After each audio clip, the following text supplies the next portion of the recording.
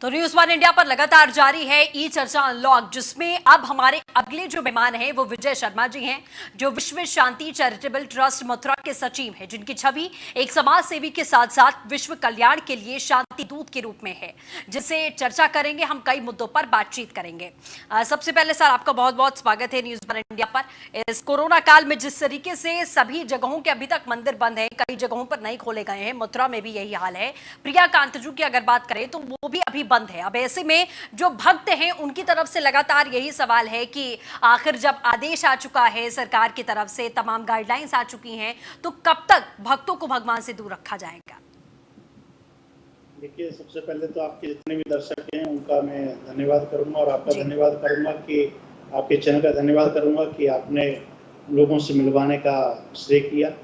और आपने जो बात रखी कि भगवान को भक्तों से कैसे दूर, कितना कब तक दूर रखेंगे। हाँ। भगवान कभी भक्तों से दूर नहीं होते, भगवान हमेशा उनके पास में है। और इस समय पर डॉक्टरों के रूप में, पुलिस के रूप में, अनेक लोगों के रूप में भगवान हर एक व्यक्ति के पास में है। तो ये हम सोचें कि भगवान हमसे दूर है तो वो हो सकता। लेकिन रही बात मंदिर बंद होने की, तो मंदिर बंद होने के लिए एक सबसे बड़ा कारण ये है क्योंकि यहाँ इतने समय हो गया मंदिर को बंद हुए, तो इतनी समय बाद यदि मंदिर खुलेगा तो बड़े संख्या में लोग दर्शक आने का, दर्शनार्थी इकट्ठा होने की उम्मीद है। और वहां पर किसी व्यक्ति को कोई परेशानी ना आ जाए, क्योंकि आप भी समझ सकते, किसी को भी नहीं पता कि सामने वाला पॉजिटिव है कि नेगेटिव है। बिल्कुल न जाने किस किस स्टेट से लोग आएंगे। मंदिर का काम, प्रशासन का काम, सबका काम ये होना चाहिए कि हर एक व्यक्ति अपनी जिम्मेदारी के साथ, परिवार के साथ में वो सुख शांति से और स्वच्छ रहे। वही कार्य मंदिर, संस्था और हम सब कर रहे हैं। हमारी एक जिम्मेदारी है कि हम भगवान को दर्शन तो कराएं, क्योंकि ऑनलाइन से प्रियाकांत मंदिर के दर्शन ऑनलाइन सुबह शाम हो रहे हैं और भी मंदिरों के दर्शन हो रहे हैं। लेकिन मंदिर खोलते हैं तो इतने हजारों की तादाद जब इकट्ठी होगी तो उनको संभालना, उनको सोशल डिस्टेंसिंग का पालन करवाना वो बहुत मुश्किल हो जाएगा। इसीलिए हम सोच रहे हैं कि और ज्यादा समय थोड़ा निकले, जिससे कि लोग अपनी भावनाओं को देखते हुए परिवार की जिम्मेदारी को बहुत ज्यादा संभालें। इस समय पर वो जो महत्वपूर्ण हमारे लिए ज्यादा है। बिल्कुल ठीक है, जरूरी भी है ये कहीं ना कहीं। देवकी नंदन जी महाराज जी की अगर कथाओं की बात करें, उनके हजारों लाखों के भक्त हैं, भीड़ लगातार, जैसा अभी आपने कहा कि भीड़ ऐसे ही उमड़ती है, लेकिन अभी सब कुछ बंद है और आगे की उम्मीदें भी बहुत कम दिखाई दे रही हैं। आध्यात्मिक और प्रवचन के जो आयोजन होते हैं उसके भविष्य की अगर हम बात करें तो किस तरीके का भविष्य अब आपको नजर आता है? क्योंकि वो समय अब कब आएगा जब लाखों की तादाद में लोग एक साथ एक ही पंडाल के नीचे बैठकर कोई कथा या प्रवचन सुन पाएंगे, अपनी मन को शांत कर पाएंगे। क्योंकि ऑनलाइन चीजों को सुनना और सामने बैठकर सुनने में जमीन आसमान का फर्क होता है, ये आप भी जानते हैं, समझते हैं। भावनाएं लोगों की सीधे जुड़ती हैं। तो इसका भविष्य अभी आपको कैसा नजर आ रहा है सर? देखिए, प्रश्न आपका बहुत बढ़िया है कि महाराष्ट्री को और भी अनेक पंथाकारों को लोग सुनने के लिए पंडालों में जाते हैं, उनको सुनते हैं। महाराष्ट्री की कथा में, कुछ देवेंद्र ठाकुर जी कथा में हजारों की तादाद में, लाखों की तादाद में लोग पंडाल में बैठते हैं, चैनलों के माध्यम से भी कथा का आनंद लेते हैं। तो देश विदेश में लिया जाता है और हर महीने में 3 से 4 कथा होती है। लेकिन आज 3 महीने में कोई भी कथा नहीं हुई और केवल प्रवचन ऑनलाइन के माध्यम से ही उनको श्रवण करने का अवसर मिल पा रहा है। लेकिन ये कब तक चलेगा? कोरोना, आप भी समझ रहे हैं कि पूरे विश्व को इस समय हिला दिया कोरोना ने।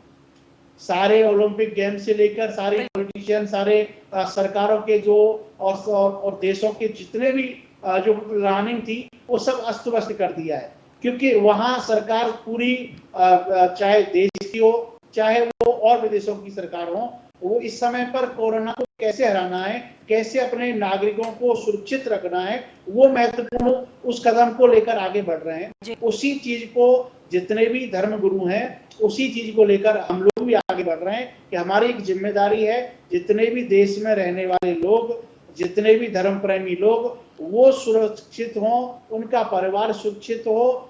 तब यदि वो सुरक्षित रहेंगे तो आने वाले 6 महीने बाद, 5 महीने बाद दोबारा से कथाएं होंगी, दोबारा से वही पंडाल लगेंगे, दोबारा से वही लोग जुड़कर कथा का आनंद ले पाएंगे और वही आनंद आने वाले 5-6 महीने में दोबारा से देखने को मिलेगा। ठीक है, आप एक आध्यात्म के साथ साथ सामाजिक संस्था के रूप में भी आपने अपने आप को विख्यात किया है। मैं आपसे ये समझना चाहूंगी कि लॉकडाउन के दौरान लोगों को बहुत सारी परेशानियों से दो चार होना पड़ा। प्रवासी मजदूरों की बात कर लें, जिनके रोज के कामकाज हैं वो ठप पड़े, तो एक सामाजिक संस्था के तौर पर किस तरीके का योगदान आपका लॉकडाउन के दौरान रहा, और उसके बाद भी चूंकि चीजें अभी नॉर्मल नहीं हुई हैं, जिनका रोज का कामकाज था वो अभी नॉर्मल नहीं आया है, उसमें आप लोगों का क्या योगदान रहा है? देखिए, विश्व शांति सेवा चैरिटेबल ट्रस्ट एक ऐसा ट्रस्ट है जिसकी शाखा यही नहीं, विदेशों में भी, अमेरिका, कनाडा में भी ये संस्था कार्य कर रही है। इसी के साथ में हम देश की बात करें तो देश में अब से नहीं है, जब जब कोई ऐसी परिस्थिति इस देश पर आई है तब तब सामर्थ्य अनुसार इस मिशन ने, विश्व शांति मिशन ने पूज्य देवकीनंद ठाकुर जी महाराज के सानिध्य में, उनके मार्गदर्शक में हमेशा से अपने सहयोग के लिए तत्पर रहा है। मेरा भारत मेरा स्वाभिमान के लाखों लोग इस मिशन के साथ जुड़े हुए हैं, और जब जब स्थिति कभी भयानक आती है या जब जब जरूरत पड़ती है देश के लोगों को या किसी नागरिक को, तो वहां पर अपनी सामर्थ्य अनुसार सहयोग करता है। अब आई बात हम करते हैं कोरोना की।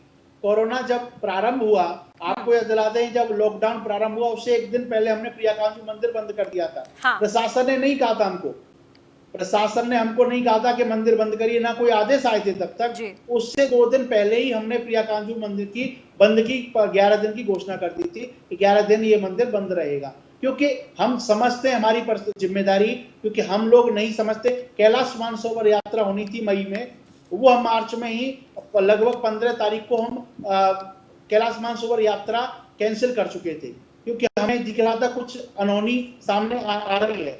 इसी कड़ी में होली पर हजारों की तादाद में लोग यहाँ आते हैं, रंग की होली खेलते हैं, महाराष्ट्री पिचकारी से होली खेलते हैं, प्रियाकांजू मंदिर में होली खेली जाती है। लेकिन वो स्थिति मार्च में देखने के बाद में कि ये स्थिति और भयानक हो रही है, पानी से नुकसान हो सकता है, कोई भीगेंगे तो उनकी तबीयत खराब हो सकती है, तो वो होली का कार्यक्रम भी हमने कैंसिल कर दिया गया था। तो ऐसे चीजें जो हमारे द्वारा हो सकती थी वो हमने की। अब आती है कि हमने सहयोग के रूप में क्या किया। सहयोग के रूप में जब से लॉकडाउन प्रारंभ हुआ उसी दिन से विश्व शांति मिशन के कार्यकर्ताओं ने इस तरीके से जो कार्य किया है, लोगों तक पहुंचने में, गरीबों तक पहुंचने में, मजदूरों तक पहुंचने में, उनको राशन से लेकर जो जरूरत चीजें हैं जो हर दिन को जरूरत पड़ती है, वो जरूरतमंद चीजें किट बनाकर हमने वितरण की हैं। और मथुरा डिस्ट्रिक्ट ही नहीं, महाराष्ट्र के जितने भी अनुयायी हैं पूरे देश में, उनको प्रत्येक व्यक्तियों को बार बार बोला गया सोशल मीडिया के माध्यम से, जिनको फोन के माध्यम से बोल सकते थे, जिनको समितियों के माध्यम से बोल सकते थे, वो हमने उनको बोलकर अपने क्षेत्र में ये न करके कि आप केवल एक ही जगह कार्य करें, जहां आप हैं वहां 15 मजदूरों को, 20 गरीबों परिवारों को जिम्मेदारी लें, 25 परिवारों की जिम्मेदारी लें। ऐसे करते करते लाखों लोगों को सहयोग पहुंचाने में विश्व शांति मिशन का बहुत बड़ा योगदान रहा है, पहले ही दिन से, पहले ही लॉकडाउन से। बिल्कुल, जाहिर तौर पर मैं ये भी समझना चाहूंगी सर आपसे कि अभी तक लमसम कितने लोगों तक ये खाना पानी राशन की सामग्री है या जो भी चीज़ें हैं अब तक आपकी संस्था की तरफ से पहुंचाई गई, कितने लोगों तक? क्योंकि डॉक्टर्स, सरकार और पुलिस कर्मचारी, इन तमाम लोगों के साथ साथ आप लोगों का सहयोग भी, जो सामाजिक संस्थाएं निकल कर सामने आई हैं और सेवा भाव के साथ में बिना किसी लोभ के उन्होंने काम किया है, वो भी बेहद सराहनीय है। वो भी कोरोना वॉरियर्स की ही श्रेणी में आते हैं सर। देखिए, मैं आपको बता दें कि जिस तरीके से महाराष्ट्र ने जब लॉकडाउन प्रारंभ हुआ और सरकार के कुछ चीजें बन रही थी कि कैसे मजदूरों तक हम सेवा पहुंचाएंगे, वो सिस्टम बनने में काफी टाइम लग रहा था।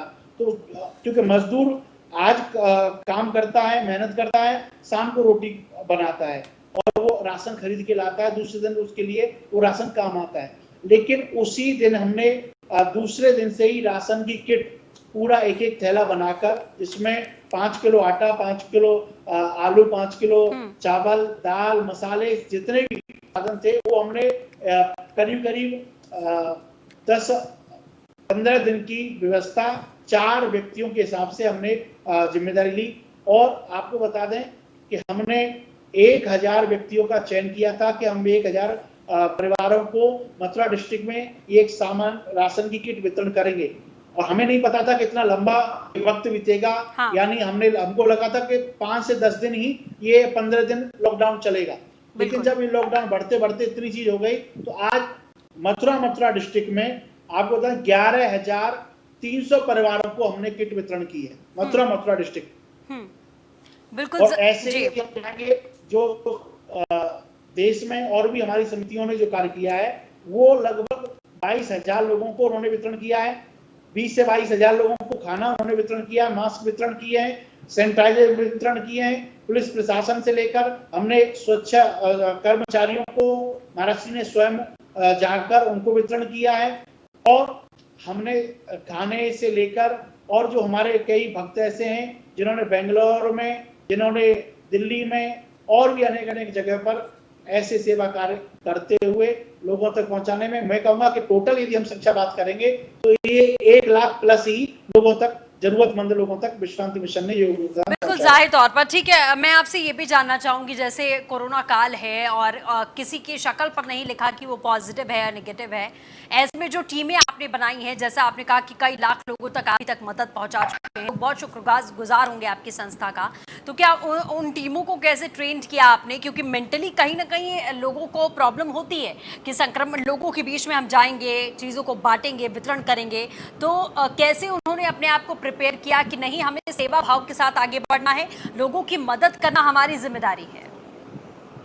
देखिए, आपको बताएं कि जब ये कार्य प्रारंभ हुआ तो हमने आश्रम में जितने लोग रहते हैं उसमें से हमने कुछ लोगों का चयन किया, 15 से 18 लोगों का चयन किया और उनको लगभग क्वारंटीन में रखा कि आपको सेवा करनी है और फिर आपको अपने रूम में ही जाना है जी। दूसरा कोई काम आपको नहीं करना है। और सामान पैकिंग से लेकर किट पैकिंग होगी, उसके बाद में आप सुबह जब निकलेंगे वितरण करेंगे। वितरण करते समय थोड़ा सा दूरी का ध्यान रखें। जब हम वहां जाते थे तो उनको भी अनाउंस करके बताते थे कि भाई आप लोग अपने घर में, परिवार में दूरी बनाकर रखें, मास्क पहन के रखें। पहले हम मास्क वितरण करते थे, सैनिटाइजर कराते थे, उसके बाद में वो किट उनको उपलब्ध कराते थे। और फिर भी हमारे जितने भी लोग थे उनको बोला गया जाता था कि आप दूरी बनाकर रखेंगे, किट भी देंगे तो आप थोड़ी दूरी बनाकर रखेंगे। और ये सेवा करने के बाद में आप आने, सब लोगों के हाथ में ग्लव्स होते थे, सैनिटाइजर होता था, गाड़ी में बैठते ही सैनिटाइज करना। उसके बाद में उनको सारा बोला गया था और जैसे ही वो आएंगे घर आश्रम में वो वैसे ही स्नान करेंगे, उसके बाद ही दूसरा कोई काम करेंगे। तो ये पहले से हर दिन उनको सचेत कर किया जाता था और उसके लिए अलग से टीम बनाई गई थी। बिल्कुल ठीक है। इसके साथ ही सर ये भी जानना चाहूंगी कि अभी चूंकि कुछ नहीं पता कि कब तक कोरोना का काल रहने वाला है, आगे क्या आध्यात्म या प्रवचन, ये तमाम चीजें जो एक पंडाल में हमारी चलती थी, वो क्या लग रहा है कि अब कुछ समय के लिए या साल के लिए बदल जाएगा?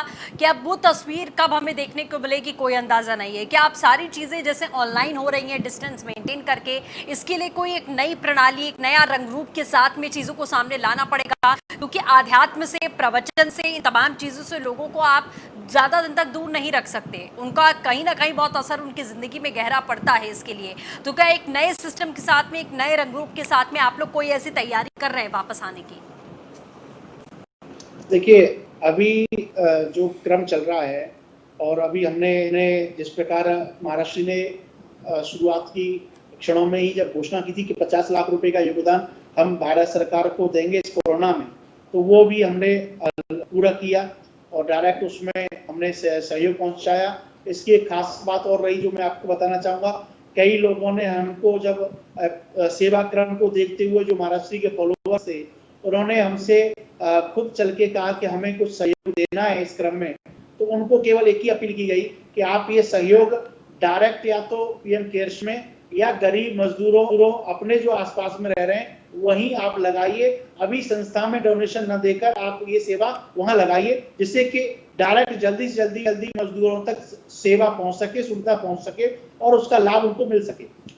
इसी क्रम में लोगों की यही इच्छाएं रही कि कब महाराष्ट्री कथा करेंगे, कब प्रवचनों का आनंद मिलेगा, कब भागवत कथा के लोग महीने में 3-3 कथाएं सुनते थे और उनके प्रश्न भी, उनके फोन भी, उनके ईमेल्स हमें आती हैं, विदेशों से भी हमको ईमेल आती हैं कि हम कब ये कथा का लाभ ले पाएंगे, कब तक ये कोरोना चलेगा। तो इसमें हम आपको बता दें कि भारत सरकार से लेकर पूरे देश इसमें लगे हुए हैं कि जल्दी से जल्दी एक इसकी दवाई आए, जल्दी से जल्दी दवाई आने के बाद में लोगों तक जो प्रणाली जो चल रही थी कुछ समय पहले, 3 महीने पहले, 4 महीने पहले जिस रूप से चल रहा था, उसी तरीके से दोबारा से चले और उसी रंग में दोबारा से विश्व दिखे। लेकिन अभी स्थिति ऐसी नहीं है कि हम लोग उसी क्रम को आगे काम कर सके। अभी हमको ये देखना होगा कि हम लोग अपनी भावनाओं में कंट्रोल करते हुए, क्योंकि कोरोना पहली बार आया है मेरी लाइफ में, आपकी लाइफ में, और जितने भी लोग हैं, ऐसी स्थिति पहली बार बनी है। दोबारा भगवान की कृपा रही तो ऐसी कभी स्थिति नहीं बनेगी।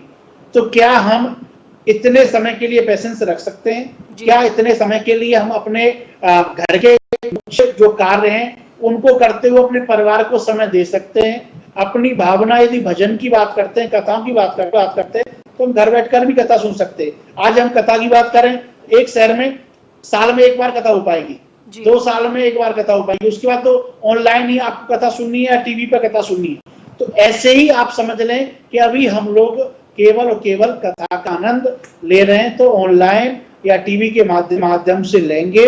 और प्रियाकांजू मंदिर में अभी एक कथा हुई है, केवल प्रियाकांजू भगवान श्रवण कर रहे थे। इसके बाद में 28 तारीख से गुरु पूर्णिमा के अवसर पर दोबारा कथा होगी, वो भी ऑनलाइन रहेगी, शिष्यों के लिए रहेगी, भक्तों के लिए रहेगी। यूट्यूब पर इसका प्रसारण किया जाएगा, ऑनलाइन इसका प्रसारण होगा। तो आप यही समझें कि हमारे शहर में अभी इस बार नहीं है, लेकिन हम ऑनलाइन इस कथा का आनंद ले पा रहे हैं। और भगवान से प्रार्थना करें, उस भाव को लेकर कथा का श्रवण करें कि हम लोग प्रार्थना करते हुए कि जो संकट हमारे विश्व पर, हमारे भारत पर है, वो संकट जल्दी जल्दी दूर हो और हम पुनः भगवान की भक्ति में और हमारे देश की सेवा के साथ साथ हम अपना जीवन परिवार की जिम्मेदारी के साथ साथ में निभाते रहें। बिल्कुल ठीक है। इसके साथ ही विजय जी, क्या आपको नहीं लगता कि इस दौर में, इस समय में हमें बहुत सारी चीज़ें सीखने को भी मिली हैं कि कम चीज़ों में कैसे अपनी ज़िंदगी को हम आगे बढ़ा सकते हैं, कैसे अपनी ज़िंदगी हम जी सकते हैं, वो इस लॉकडाउन के दौरान में और इस महामारी ने कहीं ना कहीं हमें सिखाया है। अपनों की क्या अहमियत है वो भी हमें कहीं ना कहीं बताया है। बहुत बढ़िया सवाल है आपका। और मैं कहूँगा कि इस लॉकडाउन में हमारे महाराष्ट्री कथा कर रहे थे, तो उसमें बता रहे थे ये कोरोना नहीं है, ये करुणा रूप है, भगवान का ही स्वरूप है, करुणा रूप। यानी इस करुणा में हमने ये ऐसा देख लिया कि हम माता पिता को समय दे सकते हैं, परिवार को समय दे सकते हैं और भगवान को भी समय दे सकते हैं। क्योंकि आपको पहले लोग कहते थे हमारे पास समय नहीं है, हमें फुर्सत नहीं है काम से, हम सुबह जाते हैं, रात को लेट आते हैं। लेकिन आज ये बहाना नहीं चलेगा। आज आपको 1 घंटा, 2 घंटा, 5 घंटा भी भजन करने को मिले, वो भी आप कर सकते हैं, क्योंकि उतना टाइम आपके पास में परिवार के लिए, माता पिता के लिए, बच्चों के लिए। जी, कई लोग बहाने तब भी खोजते थे, आज भी खोज रहे हैं। लेकिन मैं एक ही चीज कहूंगा कि आप लोग अवश्य ठाकुर जी की कृपा प्राप्त हैं, और इस घड़ी में जब वो दिन नहीं थे तो ये दिन भी नहीं रहेंगे, और ये भी दिन बहुत जल्दी जाएंगे। ठाकुर जी ऐसी कृपा करे कि ये संकट जल्दी जल्दी खत्म हो। और जैसा स्थिति अभी आपने देखी है जी, कि पहले जो मौसम था, पहले जो पर्यावरण था, वो आज कितना अंतर आ गया। आज वो पर्यावरण, वो स्वच्छ वातावरण, वो वायु, वो नदियां, सब कुछ स्वच्छ होता जा रहा है। क्यों हो रहा है? क्योंकि ठाकुर जी चाहते थे कि ऐसा हो। वो कोई व्यक्ति नहीं कर रहा, वो अपने आप हो रहा है, स्वतः हो रहा है। तो ये सारी चीजें बहुत कुछ मिला भी है। जैसे ऑनलाइन है, अभी ऑनलाइन क्रम, जो मीटिंग पहले हम लोग करते थे, जाकर एक दिन पूरा सुबह से दोपहर तक जाते थे, पहुंचते थे, फ्लाइट से भी जाएं और 2 घंटे की मीटिंग करके फिर दोबारा से वापस आते थे। लेकिन आज क्या हो गया, आप तो एक किसी ऐप के माध्यम से बैठ जाइए, यही घर बैठे अपनी मीटिंग कर लीजिए और आप लोग फ्री हो गए मुश्किल से आधे घंटे में। यानी वो उतना टाइम बच गया। तो ये मीटिंग और भी जो काम है ऑनलाइन के, वो आने वाले समय में बढ़ेंगे और समय लोगों का बचेगा। तो ये कोरोना की वजह से ही हुआ है। बिल्कुल ठीक है। इसी को लेकर आपकी संस्था भी क्या कोई अभी आगे का प्लानिंग कर रही है कि ऑनलाइन माध्यम से ही देवकीनंदन जी का जो भी प्रचार प्रसार या उनके जो कार्यक्रम आगे होते रहते थे, वो सारी चीज़ें दोबारा से आप एक नई स्पिरिट के साथ में वापस आने की कोशिश करेंगे? जी, इसमें हमने अभी जिस तरीके से कार्य किया है कि जो अभी गुरु पूर्णिमा आने वाली है, आप जानते हैं गुरु पूर्णिमा शिष्यों के लिए, भक्तों के लिए, धर्म प्रेमियों के लिए, सनातन धर्म प्रेमियों के लिए कितना मायने रखती है, क्योंकि वहां जितने भी शिष्य होते हैं, जितने भी धर्म प्रेमी होते हैं, वो अपने गुरु दरबार में पहुंचते हैं। 5 जुलाई की गुरु पूर्णिमा है, तो लोग इंतजार करते हैं 1 साल, लेकिन इस समय पर हमने तो कम से कम मना कर दिया शिष्यों को कि इस बार आपको आने की जरूरत नहीं है। इस बार आपको ऑनलाइन ही जो पूजन होगा, 4 तारीख पता पूरी होगी, 5 तारीख को दर्शन होंगे, 5 तारीख को ही आपको घर बैठे अपने मंदिर में बैठकर ही पूजा कर पाएंगे, आपको यहाँ आने की जरूरत नहीं है। तो ये जितनी भी चीजें हैं ऑनलाइन बढ़ेंगी। जैसे हम महाराष्ट्र जुलाई के बाद में कनाडा जाते थे, अमेरिका जाते थे, ऑस्ट्रेलिया जाते थे, अब वो नहीं जाएंगे इस साल। तो उन लोगों द्वारा भी कथा, जैसे एक कथा अमेरिका के भक्तों के द्वारा की जाएगी तो अमेरिका के लोगों को यहाँ जोड़ा जाएगा, कनाडा के द्वारा की जाएगी तो कनाडा के लोगों को जोड़ा जाएगा। ऐसे ही जो अलग अलग जहां जहां महीने में कथा होती थी, हो सकता है कि हम वो भी योजना बनाएं कि वो लोग वहीं से जुड़कर कथा का लाभ ले पाएंगे। विशेष ऐप के माध्यम से वो लोग एलईडी पर यहाँ दिखेंगे और वो लोग सोशल मीडिया के माध्यम से कथा से जुड़कर वो खुद ये सोचेंगे कथा हम स्वयं आ रहा है। तो ये आगे बढ़ाया जाएगा। जैसे जी सायंकाल की आरती के दर्शन होते हैं, जो भी इत्यादि महाराष्ट्री भी हर दूसरे दिन कोई न कोई वीडियो अपलोड करते हैं। जैसे अभी चाइनीज के ऊपर महाराष्ट्र ने एक वीडियो बनाया है, कल सूर्य ग्रहण है उस पर महाराष्ट्र ने एक वीडियो बनाया है। तो ऐसे करके वो भी वीडियो अनेक चीजें महाराष्ट्री जागरूकता लाने के लिए वो कार्य ऑनलाइन के माध्यम से होता रहे। बिल्कुल जाहिर तौर पर जैसा कि हम लगातार बातचीत कर रहे थे कि बहुत सारी चीज़ें हमें सीखने और देखने को मिली हैं। आपको क्या लगता है कि जैसे अभी हम वो जद्दोजहद कर रहे हैं कि हम कम चीज़ों में अपनी ज़िंदगी कैसे यापन कर पाते हैं, ये सारी चीज़ें अभी हमें समझ में आ गई हैं, लेकिन आगे जब चीज़ें ठीक हो जाएंगी, कोरोना काल कभी ना कभी का तो खत्म होगा, क्या आपको लगता है कि इन चीज़ों का एहसास रह जाएगा या हम वापस से अपनी उसी पुरानी बेफिक्री वाली ज़िंदगी में आ जाएंगे? नहीं, मुझे नहीं लगता कि ये जो इस समय व्यक्ति इस धरती पर हैं और जो कोरोना के जैसे कहते हैं ना सताए हुए हैं, हाँ। वो तो इसको भूलने वाले नहीं। चाहे वो लाइफ जो है नॉर्मल हो जाएगी, कुछ समय चल के 1-2 साल में लोग जो है अपने पुनः से उसी रास्ते पर उसी तरीके से चलने लग जाएंगे, लेकिन ये जो टाइम लोगों का बीता है, अभी तक 3 महीने हो चुके हैं, ये मुझे लगता है कि आजीवन, चाहे कोई मजाक के रूप में लेगा, चाहे वो किसी न किसी रूप में, चाहे उसके भगवान करे किसी परिवार के साथ कोई आता हुआ हो उस रूप में रखेगा, चाहे वो किसी को फायदा पहुंचाओ, नुकसान पहुंचाओ, किसी न किसी रूप में उसको आजीवन ये याद रहेगा ही रहेगा। आने वाली पीढ़ी को भी वो बताएगा कि हमारे उस समय पर ये स्थिति हुई थी, कोरोना एक ऐसा रोग आया था जिसके पास किसी देश के पास में उसका कोई इलाज नहीं था। वो इसकी चर्चा बहुत सालों साल होती रहेगी। लेकिन जैसा इस घड़ी में भी हम अपने परिवार को पालन लालन के लिए कार्य करते हैं, संघर्ष करते हुए अपनी लाइफ को जीते हैं, वैसे ही उसी तरीके से इसको समझा जाए।